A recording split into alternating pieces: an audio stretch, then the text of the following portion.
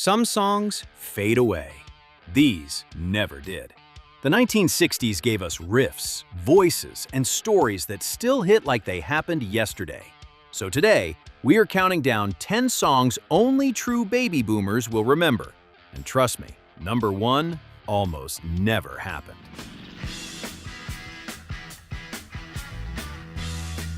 Let's kick things off with a song that did not just define a decade, it helped popularize a phrase we still use today.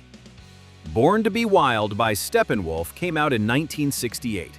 It was written by Mars Bonfire, a Canadian songwriter who was not in the band. The song became a massive hit for Dunhill Records and reached number 2 on the Billboard Hot 100. Here is something you probably did not know. The phrase heavy metal thunder did not create the genre by itself, but it planted those words inside rock culture. Mars Bonfire was describing a motorcycle, but the world heard something else. Steppenwolf were overlooked next to the Beatles or Rolling Stones, but Born to Be Wild proved that a great song is a great song no matter who is singing it. Used in Easy Rider, it became tied to rebellion and the open road. If this song makes you want to hit the road, tap the like button. After all that highway thunder, the next song traded engines for pure 60s magic.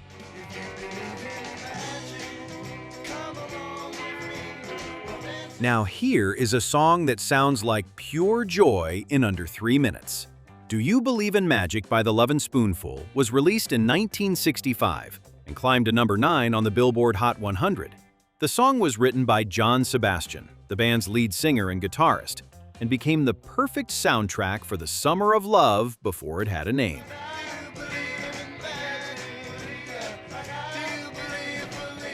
But here's the wild part. Sebastian found the spark after seeing a young girl dancing near the stage at a Greenwich Village club. He wanted to capture teenage excitement, but with a folk rock twist. The result felt both nostalgic and brand new. The Lovin Spoonful were different from British invasion bands. They were from New York, smiled in their photos, and their music sounded like a warm hug. Let me know in the comments if you remember this one. And after all that magic, the next song proved love could sound sharper and more dangerous.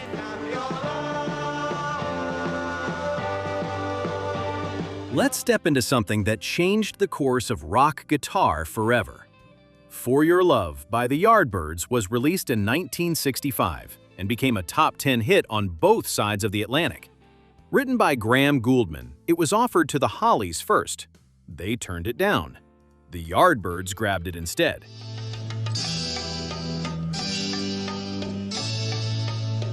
Eric Clapton played on the track, but hated it so much that he nearly quit the band. He thought it was too pop and not bluesy enough. The recording used harpsichord, bongos, and an arrangement that sounded like nothing else. Clapton left shortly after, and Jeff Beck replaced him. For Your Love is when British rock stopped being polite and started getting weird. Drop a comment if you think Clapton was wrong. After that British turn, the next song brought softer streets and romance.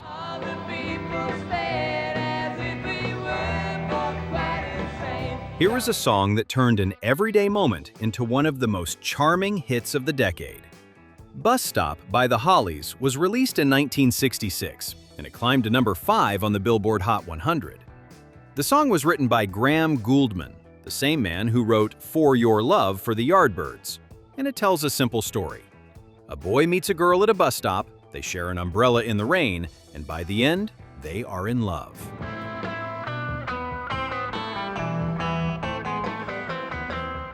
That is it. No tragedy, just a sweet moment that feels like a movie scene. The Hollies were huge in the UK, but Bus Stop made them stars in America too. The harmonies on this track are so tight that people still study them today. If you are still watching, smash that like button. After that rain-soaked romance, the next song turned rock into pure guitar heat.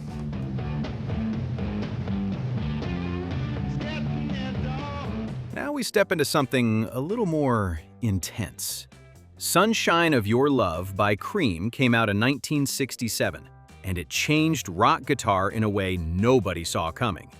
The song was written by Jack Bruce, Pete Brown, and Eric Clapton, and climbed to number 5 on the Billboard Hot 100.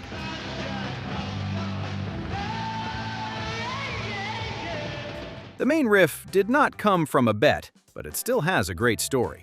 Jack Bruce came up with it after seeing Jimi Hendrix perform, and Pete Brown built the words around that late-night feeling. Cream were a supergroup before the word became common.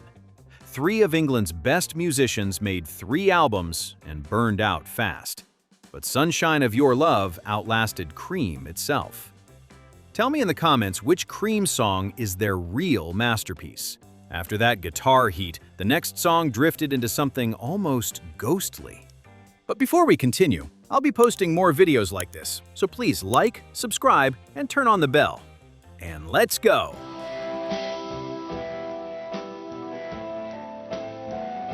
We arrive at one of the most mysterious songs ever to hit radio. A Whiter Shade of Pale by Procol Harum was released in 1967, reaching number 1 in the UK and number 5 in the United States.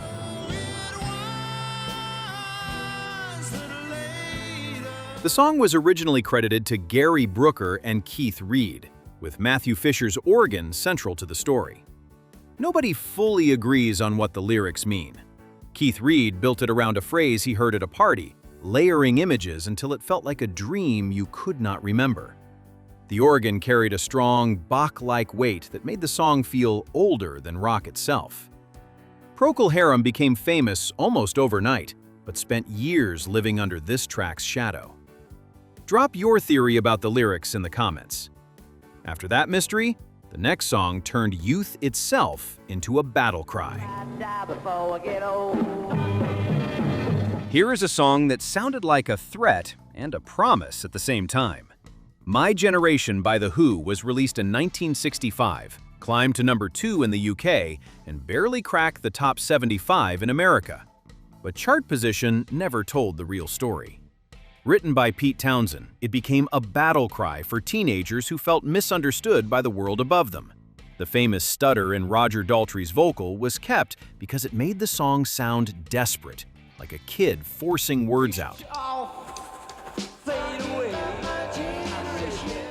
That stutter became an iconic vocal delivery in rock history.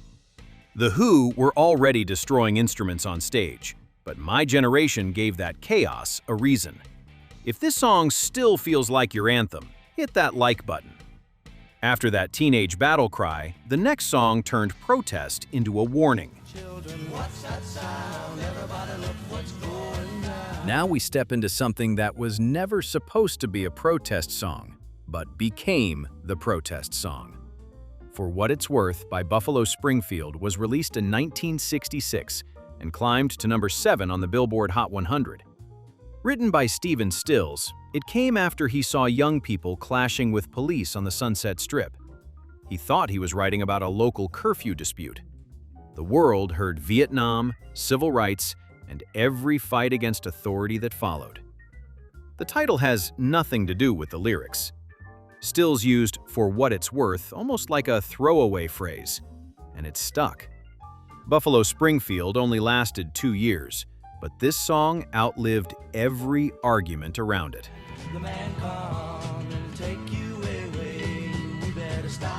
After that warning, the next song turned protest into pure fire. Get ready for music history. Fortunate Son by Creedence Clearwater Revival was released in 1969 and became one of the sharpest anti-war songs of the era. Written by John Fogerty, it came after he noticed the privilege around powerful families and the way ordinary kids were sent to fight.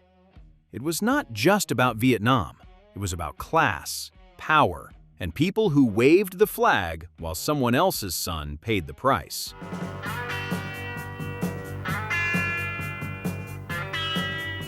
Fortunate Son reached number 14 on the Billboard Hot 100 as the B-side to Down on the Corner, but it never felt secondary.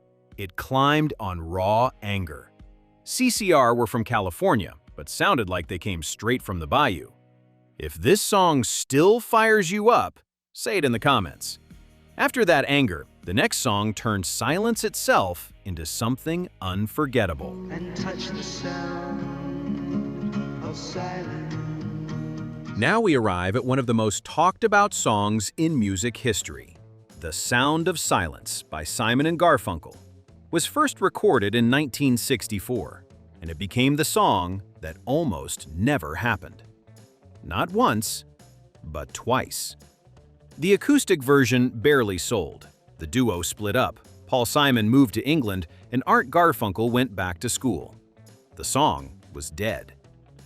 But here is the wild part. Without telling either Simon or Garfunkel, producer Tom Wilson took the original recording and added electric guitars, bass, and drums. He turned a quiet folk song into a folk rock hit, while the people who wrote it had no idea. That version was released in 1965 and reached #1 in early 1966. Simon heard it on the radio and could barely believe it. It was his voice, his words, but a different song. The success brought Simon and Garfunkel back together. Later, The Graduate made it feel bigger. A song born in darkness became the sound of a generation. And that is why it sits on top of this list. My words like silent raindrops fell. And that brings us to the end of our list. 10 songs from the 1960s that still refuse to disappear. Some were loud, some were strange, some were sweet, angry, mysterious, or almost forgotten before the world finally heard them. But every one of them left a mark. That is what makes this decade so special. It was not just about hit records. It was about moments. A guitar riff that changed a band. A protest song people gave their own meaning to. A quiet folk song that came back from the dead and became a classic. So now, I want to hear from you. Which song on this list brought back the strongest memory? And which 60s classic should have been here but was left out? Drop your answer in the comments, because I read them. If you enjoyed this trip through the music baby boomers never forgot, hit the like button and subscribe. There are many more songs waiting to be remembered.